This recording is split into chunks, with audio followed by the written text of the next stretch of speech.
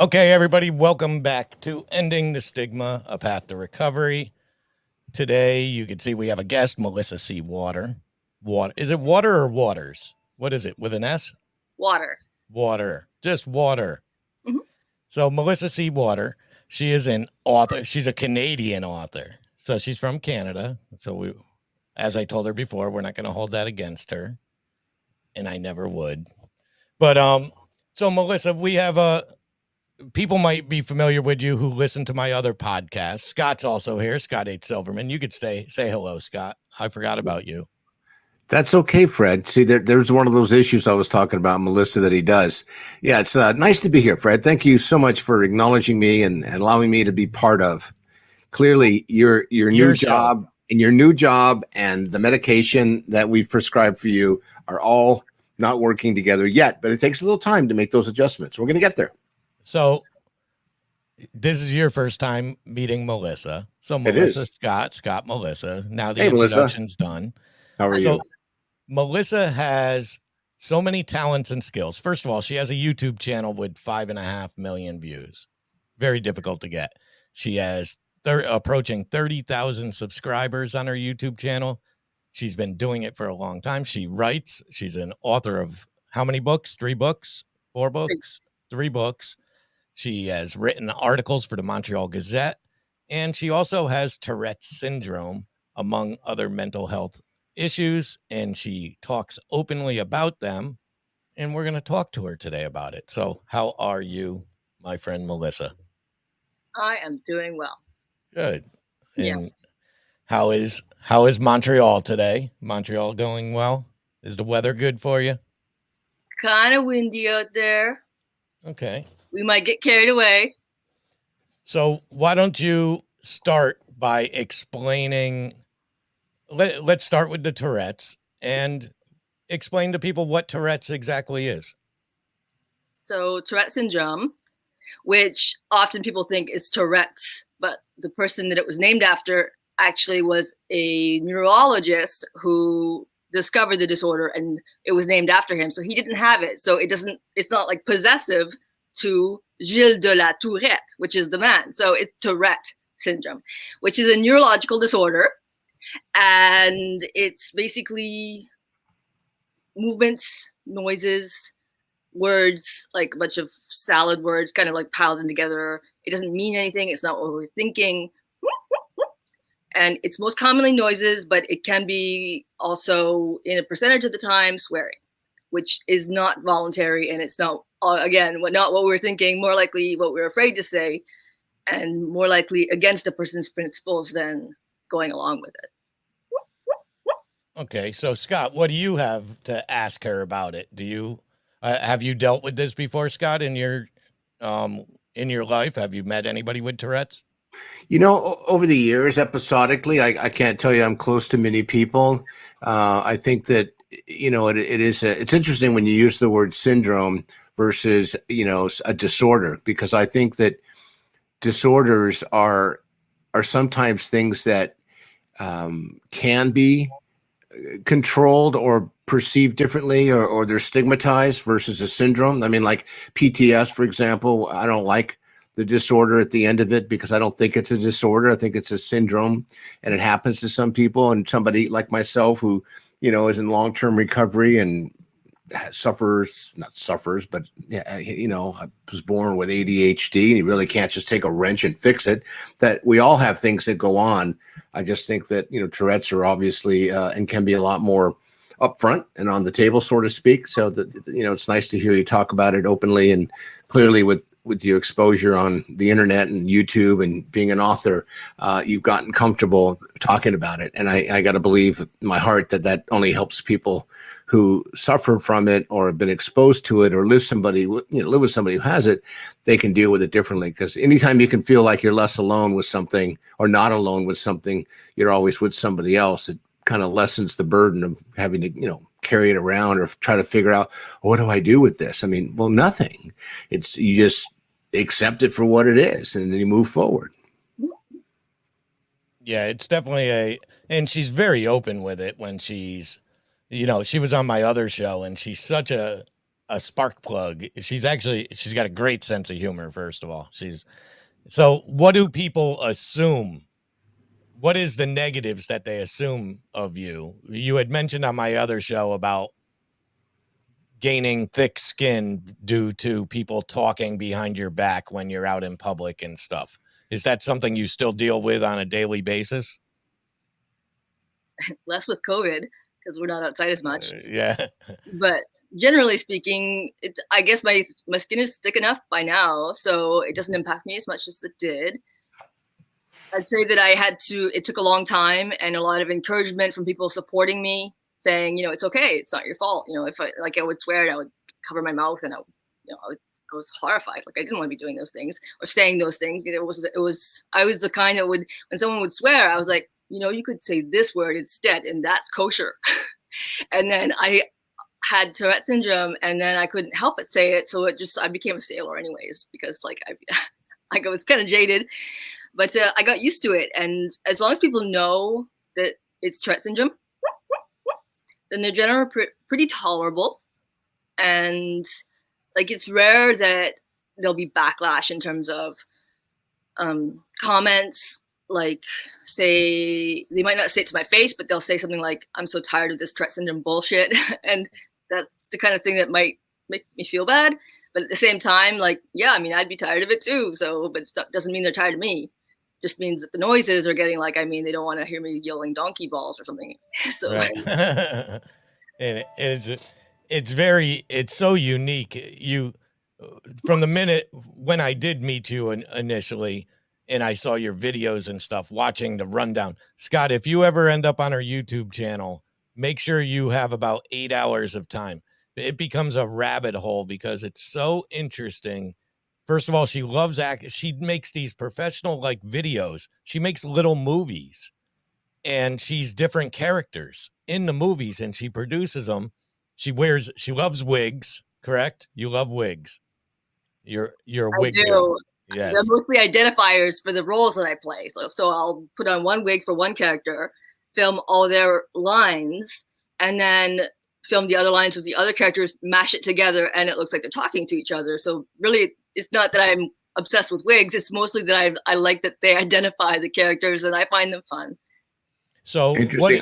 I heard Dolly Parton was being interviewed last night. She's really big into changing her hairstyle, and she was, I don't know, one of those talk shows. I can't remember the name of the guy. He's a big producer, has some of the big wives of Orange County, of New Jersey. He's that producer, but he was interviewing her last night live and asking her supposedly questions that guests submitted, but I think he kind of made up his own and was really putting her on the spot. It was kind of fun to watch her, because she's a legend, Dolly Parton. She's been around so long and she's known so many people and done some interesting work.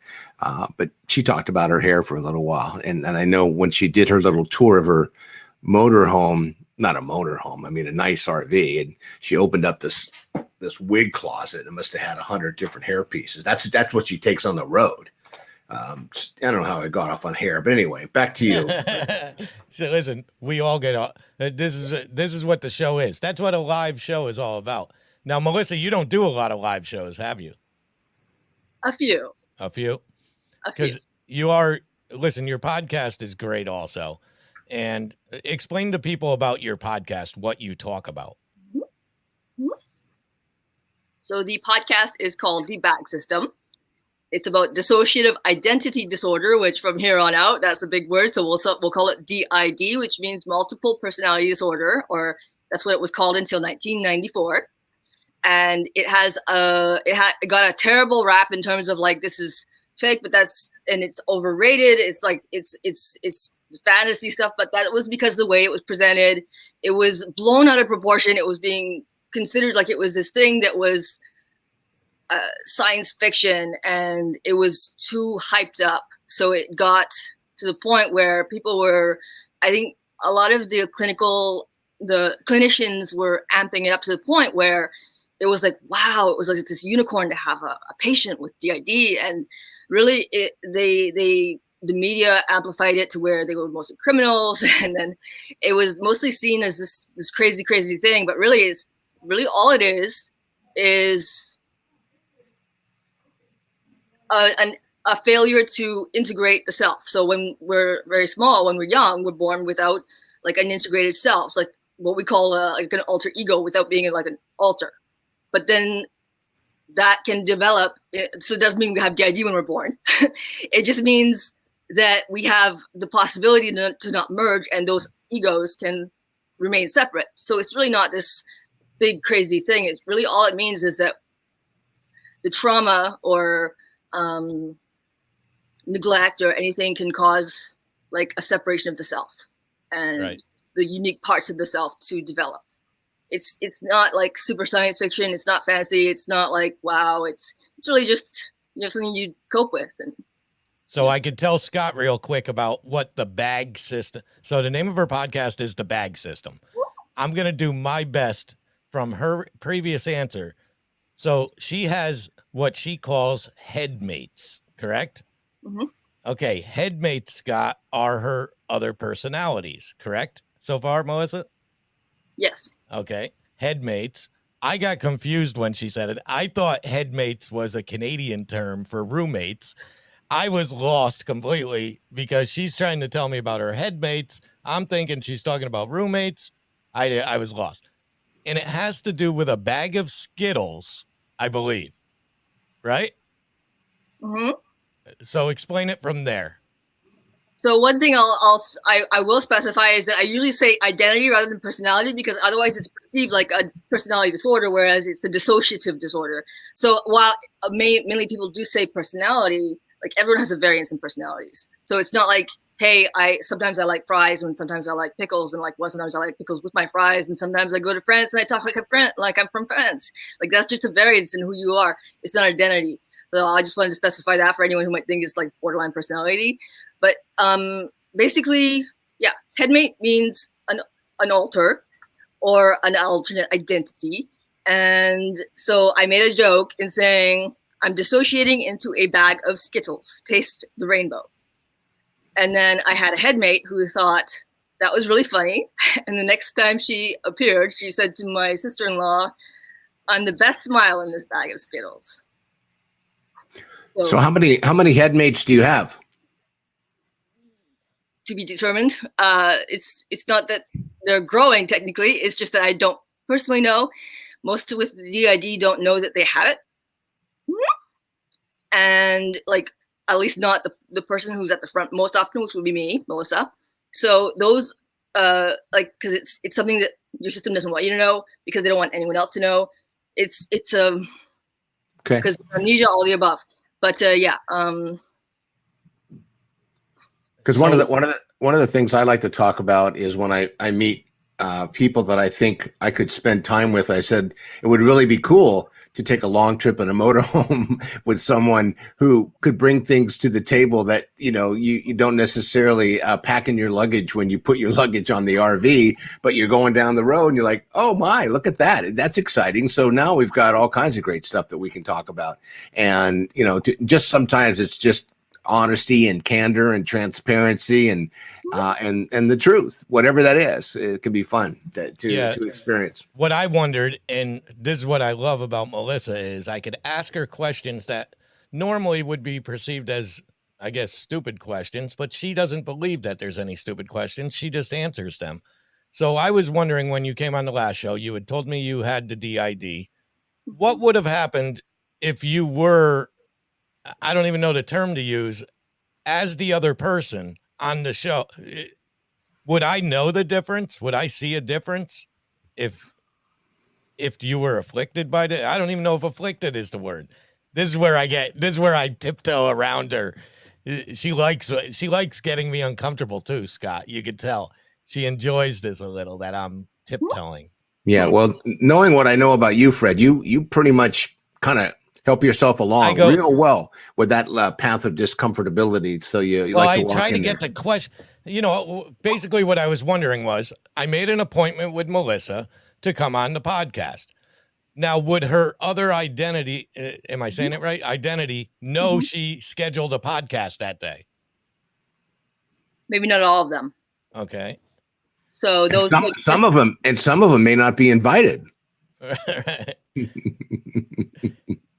Because some of them may already know Fred and realize there's no way I'm going on this platform to expose myself to this guy who could potentially, make me feel better about myself or make me irritated or create some sort of a vortex that I may not quite understand. And Fred never does that on purpose. He innocently.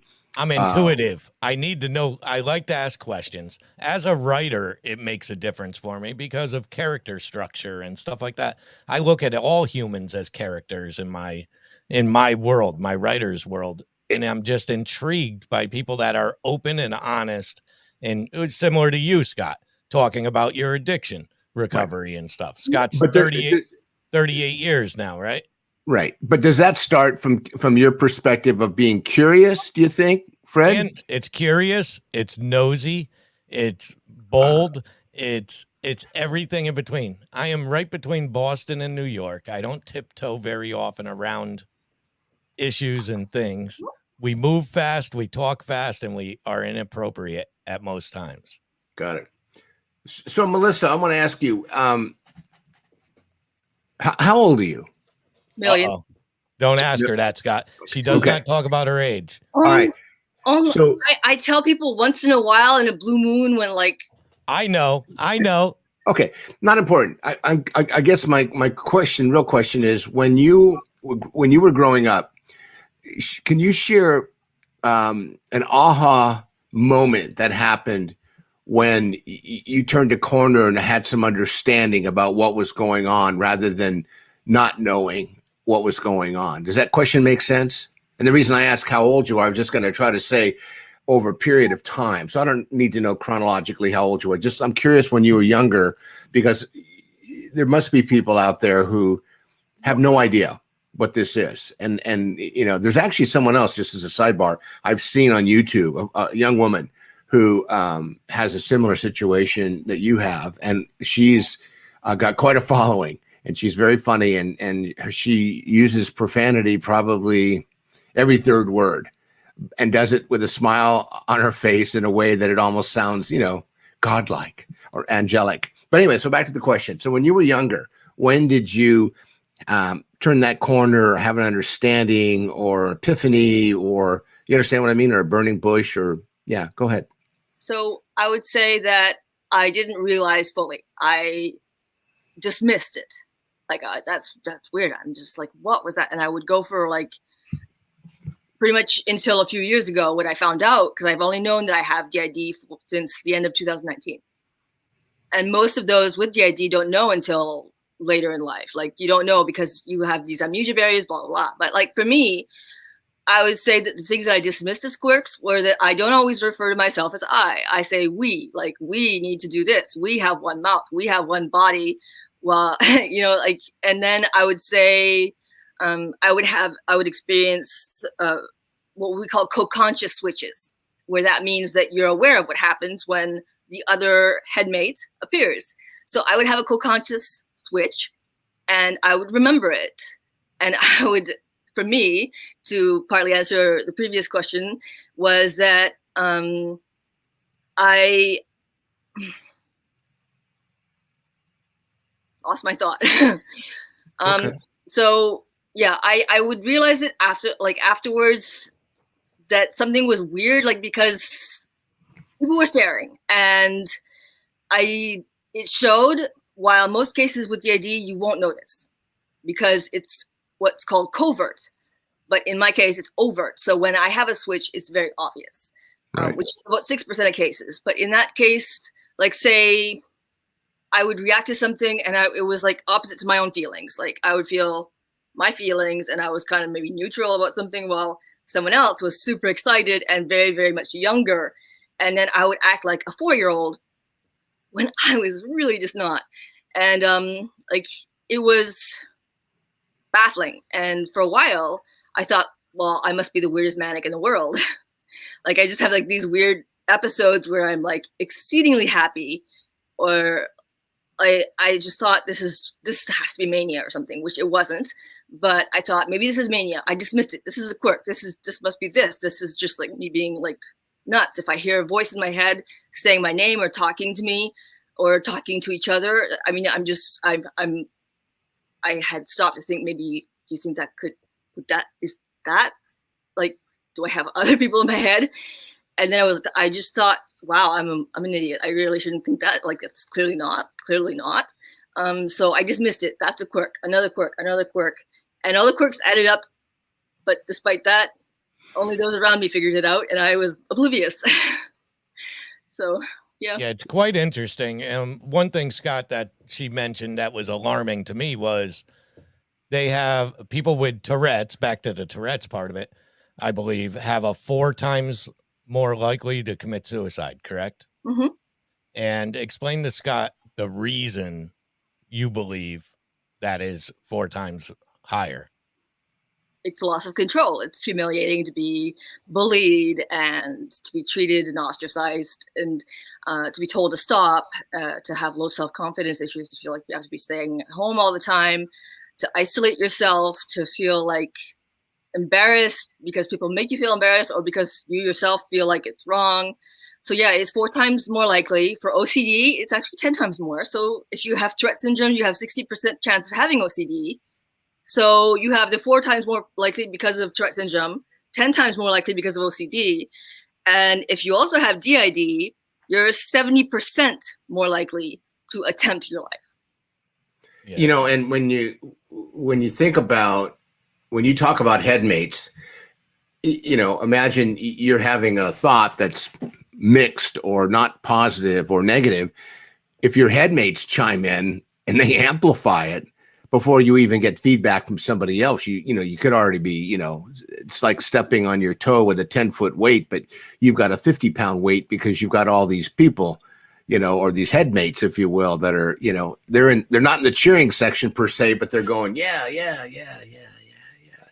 They're making, they're not embracing you per se, but they're kind of slapping you around. Now, by the way, when you use the word headmate, so I'm clear, is that defined as another personality, or just you call it a headmate? Is there a difference there? Another identity within a system of headmates so other than me. So if you consider technically the term is the analogy is only half right. So if a bowl crashes and shatters, which part is the original? So they all are the original piece, but they're all distinctive pieces now. So like, while I'm one piece, so I'm one headmate, then the other piece is another headmate, and they may be all different sizes or different structures to them, but so we're one whole. So while I am here most often, I am not everyone. I am not like, I don't become Maggie or Skittle or everyone else. They take over and I go inside, or I can see through when we're co-conscious, it's like seeing what's going on without controlling what's going on. Got it. So when you were going to school and growing up, what was your passion for in life? Playing a guitar, the piano, volleyball, badminton, frisbee. What were you interested in as a child growing up? What did you like to do? I know one thing, Scott. It wasn't sports. I brought up sports, and she said, "Where's the door?" She tried to leave the podcast just for talking. And she's from Canada. All I did was mention hockey. I figured that's where we go, and she didn't. So I know it's not sports. What is it? Actually, I'm interviewing a hockey announcer who works in Canada tomorrow. Ken Daniels is his name, I believe. But anyway, I wasn't even looking for sports. I mean, what was it got you excited? How did you spend your time, as a kid growing up? Riding a bike, anything. What is it? I liked writing. I liked drawing. I was always very creative. So mostly things to do with art. I attempted several books, starting from like when I was really little. I would write little short stories. My mom would put like 2 cardboards between papers, put lace and put them up, and it was like a little book. So I would practice writing since I was maybe 7, put some little drawings in there. And then I made several attempts over the years, and finally my first book was technically a short story. Well, not short story. It was a science fiction story for young adults. Mm-hmm. So that was 12,000 years ago. We'll say that because we're not going to say my age, because if I say how long ago that was, then anyway, so yeah, it was, and that turned into a series of 2 books. And I was so like, I felt like it was something that I had to do one day. Like I need to write a book one day. It was a dream. Yeah. And you don't get the millions of dollars from it, but you get the satisfaction of it. So what about the scientific side of it? You had mentioned in the last podcast that because Tourette's technically does not end your life, that it is less apt for science to actually pursue it. It's not a cancer or anything like that. Are there medicines out there that help you? Yes and no. There's no medication specifically for Tourette syndrome, and there is no cure. But there are medications for other things that can have an impact. So while they can reduce the amount of tics, sometimes the side effects of the medications itself, which are usually psychiatric, are worse than the condition itself. Yeah, and that's another thing, Scott. It's usually psychiatric, she had mentioned. Psychiatrists are more common, right, with Tourette's? That's one of 2 reasons. The medication for it is usually psychiatric, which doesn't mean that the condition is psychiatric. It's neurodevelopmental, like autism. It's in the same part of the brain as Parkinson's and dyskinesia. It's like a movement disorder, like impulses that you can't control. So getting back to that one, it's like I think it's in the basal ganglia. There's a lot of serotonin imbalances, and it isn't mental health, but it's related to a lot of mental health things. So if you have Tourette syndrome, you're 90% likely to have a comorbid mental health disorder, which is also why you would see a psychiatrist, because most of the time you have OCD, ADHD, executive dysfunction, anxiety. So while you would maybe see a neurologist, maybe it kills 2 birds with 1 stone to see a psychiatrist. Yeah, the underlying issues are behavioral health more than they are like dental or surgeons or optometrists. So, Melissa, we're kind of getting close to that point where Fred starts to shut us up. So let me ask you, do you have anything you want to ask me or Fred? I mean, you know Fred a little bit, but is there anything about me that, I mean, other than, looking like a senior and, knowing that I'm probably 10 times your age and, I live in San Diego. I don't know what the hell that means. It's just I'm not where Fred is, wherever that is, some sports town or something. Any questions that you have that you'd like to ask? And I'd love, by the way, if you ever do a show, bring me on. I would love to do a deeper dive on the the headmate thing, because I get that for some reason it really resonates with me, and I know I'm one of those people at my age. I still have temper tantrums, which tells me that I'm still kind of tied to my inner child. And, that inner child could be one of my headmates, but I framed it as an inner child because at least there's a clinical diagnosis for that that I could hang my hat on and, talk about it in circles, and I'm in the behavioral health business. I help people through my treatment center who suffer from substance use disorders. So that's a big passion of mine, is also helping others that way. So back to the question, any questions for us or me? I was going to ask, is that what got you into podcasting? Like you're wanting to connect with people, to help people through your experiences, or like wanting to help them to begin with so you can reach a wider audience, you can actually connect with more people? Is that like, I'm running a bunch of assumptions here and I'll let you talk? I was interviewed. A common person that we know said, we should get you out there. And I started doing interviews. And then, one of the guys that interviewed me said, what do you think about maybe doing a show together? And I said, okay. And then we started doing that. And actually, my podcast is called The Happy Hour. And then I met Fred, and Fred goes, what do you think about, working with me on ending the stigma, which, I didn't even have to think about that. My primary headmate said, yeah, let's do it. So I think part of the reason I'm doing this is it gets recorded and it becomes part of, the public domain. And I'm hoping people see it and they call and they go, I have a family member, I have a son, I have a daughter, I have a significant other, I have a neighbor, and they're just over the top. and I don't know what to do, because and as a family navigator, there aren't many people that do this. And you know, psychiatrists, psychologists, clinicians, interventionists, and I'm one of those, faith-based leaders. I like to believe I have a whole toolbox that I can offer somebody. And my biggest and best tool is helping them navigate. So when someone says, I'm not sleeping at night, or someone says, I'm fighting with my significant other, or my child's not listening, or I found, you know, all this, you know, paraphernalia in their room, and I'm really worried about them, and one of their best friends just overdosed and died. And so, you know, my book's called The Opioid Epidemic. You know, you see it behind me. But so anything I can do to help others is what I do each day. And I get up early, and I look forward to having a strange number in my phone so I can hopefully help somebody who's reaching out. That's what I do. I like it. I actually have another question. So based on what I was told prior to the interview, where you work with homeless people to help them find employment. So this is something, you know, I never have changed, because I always give it away. And I'm always looking to find some way to make a difference. So what, like, is there some, like, for someone that sees someone at the metro or wherever, is there some kind of recommendation? Like, what can someone, like the general, anybody, anywho, what can I do? I feel like I just don't have enough change in my pocket.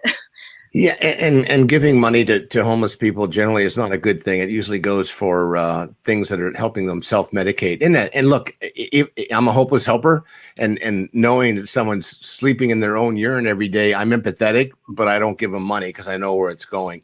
But to answer your question, somebody who is really suffering from multiple issues and multiple barriers, one of the best things you can do is try to identify outreach coordinators and then point them in the direction of this person, because this person is not going to raise their hand and go, hey, Melissa, I saw you the other day and I really was inspired by your podcast, and now I'm ready to stop being homeless. What do I do?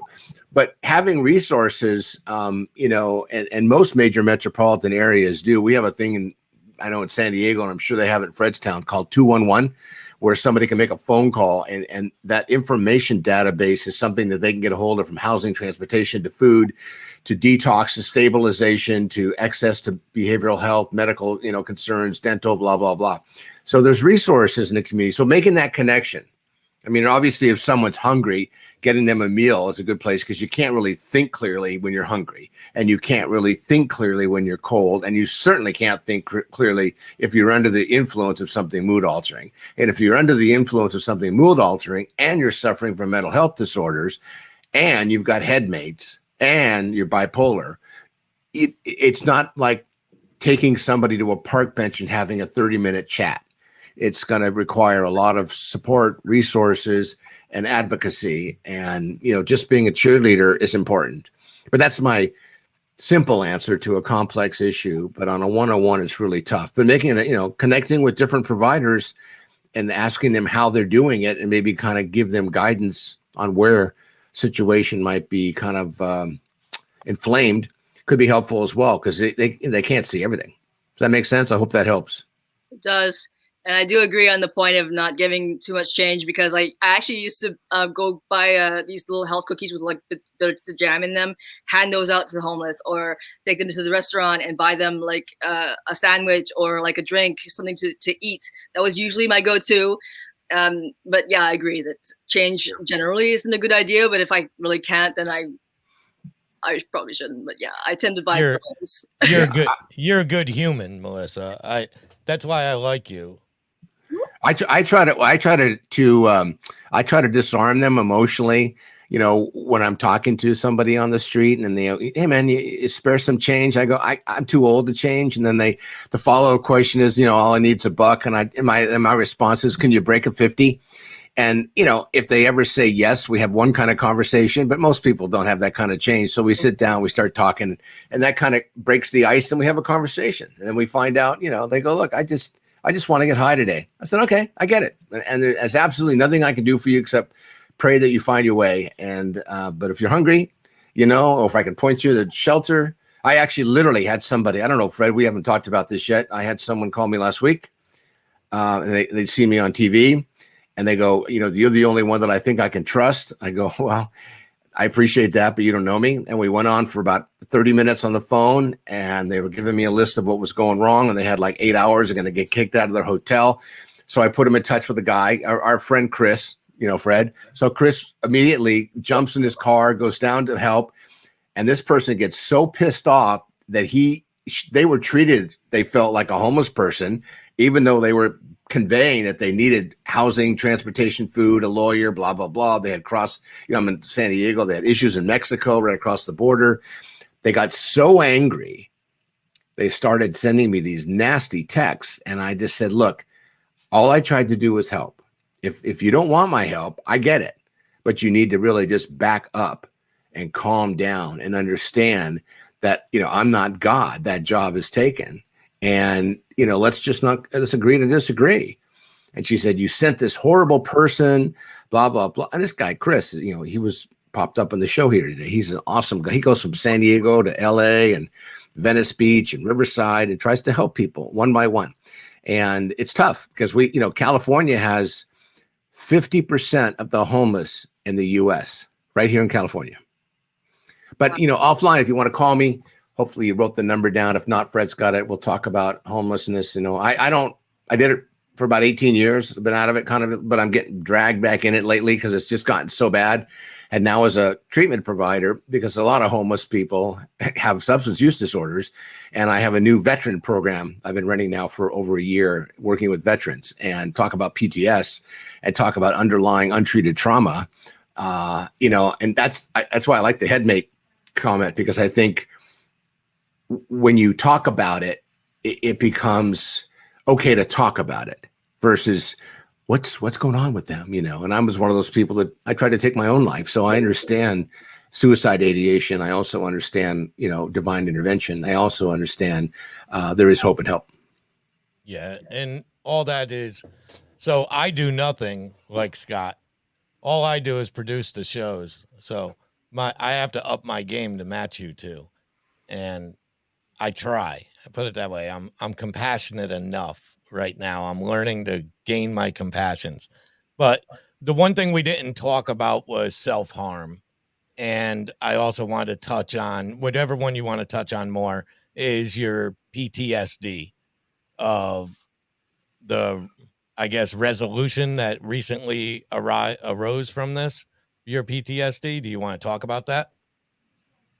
So, are we talking? Okay, so self-harm and PTSD. I'm waiting. Which way are we going? Yeah.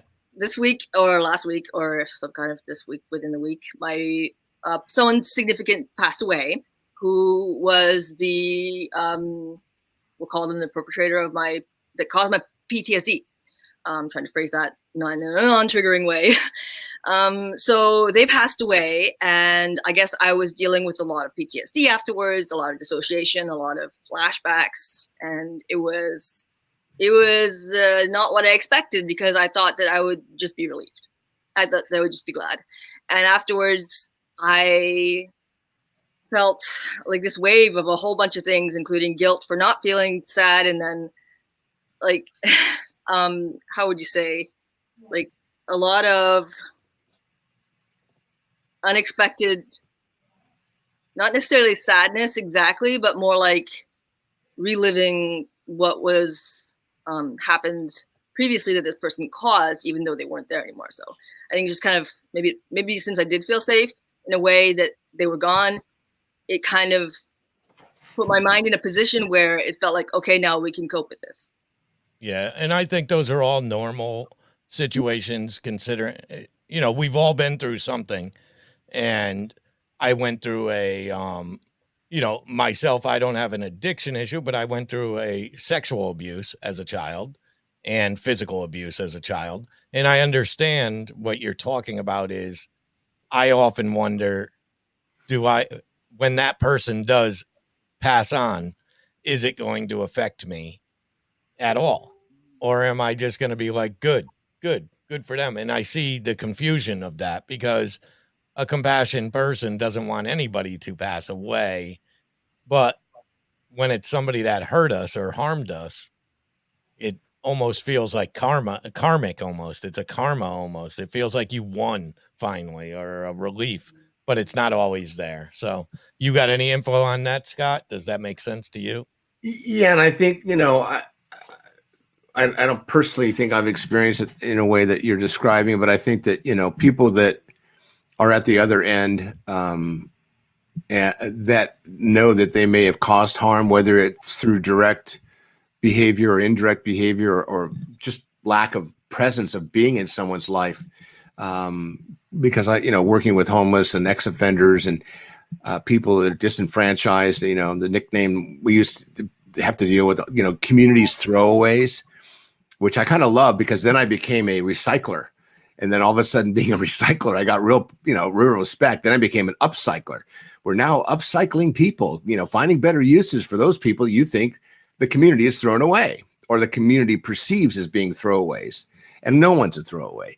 So I think that they're at peace, if you will. And yeah, there's got to be some feelings of relief that, but on the other hand, when the damage is done, one really has to process personally and practice self-care and, go through whatever it takes to make sure that they feel better about themselves, because that person could be gone. I mean, I've worked with people who have had parents they have not seen in 15, 20, 25, 30 years, and they're still hanging on to that pain. So that's important for you, the person, to process that stuff and go through that, and I know EMDR is one of the great, underlying techniques for untreated trauma. And we work with trauma-informed clinicians all the time, because I don't know anybody today. I mean, look, I had some of it this last year and a half with COVID. Just being at home with my wife every day caused me a little bit of trauma. No, not a little bit, more like medium to high level of trauma. And I love her and she's my best friend, but you go through a catastrophic change like that, it's, and all my friends that I know that are single, I've just, can I come move in for a month? I'd be working out in my shed. I have a shed outside. That's where I've been for 18 months. If I had a bathroom, they'd probably make me live in there, but I get to come in here to do this with Fred. That's right. Okay, so before we wrap this up, because we have to wrap it up very soon, I wanted to mention that right now over at the Scene Snobs Network, which we were a part of at one point, and unfortunately, they're shutting down their business, the network, but they're doing a 12-hour telethon right now for one of the guys whose family is in need of help. So you could head over to the Scene Snobs Network to see that. It's the Milbys. They're having a tough time right now. It's Jason Taylor's sister, whose husband fell ill of some sort, and the bills are piling up. So they're doing a GoFundMe 12-hour event over there, Mick and everyone. So they're great guys helping a friend out. But do you have anything else, Melissa, that I forgot? I have a final thought Yeah, that I missed earlier. In terms of, I was thinking too, what we can give someone who is homeless and has nothing, that is free and is worth more than money. Look them in the freaking eye. Because everyone looks away. Just look them in the eye. They're people too. So everyone's a person. Treat everyone like they're valuable. Love everyone. Just because you don't have money and they need help, it doesn't mean that they don't hurt when you don't look them in the eye. And if when you do, you will notice them flinch, because they never get looked in the eye. So that's priceless. Just do it. Like, look them in the eye. So I think I didn't want to go without saying that. Yeah, well, it's a beautiful thing. You're a beautiful person.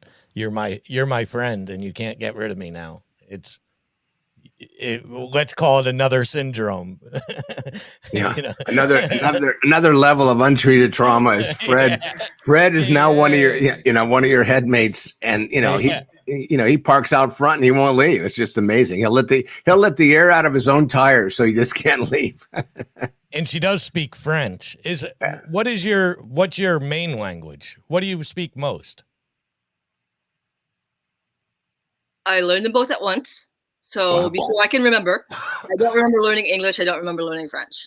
It's one of those things, like, you just know because you're a toddler and you don't remember being a toddler.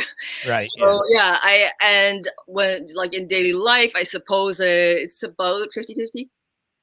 Because you never mix it. My area around here, we have a lot of Spanish and stuff. And when I'm listening to them or talking to them or listening, they tend to mix Spanish into their English, but you don't mix French into your English very much. Oh, I do. I call it Fringlish. Fringlish. Yeah. English. But I Well- associate a language with a face or a face with a language. So like say I'm talking with my sister, I associate English. And then I look over and I'm looking at my friend who's Spanish Quebec. Then I just switch language just because I looked over and saw their face and it's like, okay, now I'm speaking French, and it annoys the crap out of some people, but like that's just the way it works for me. We did forget to show this. This is your friend. What's his name? Aldor. Aldor, and this is very important animal to you. Oh, he sure is. You love your birds. That's my man.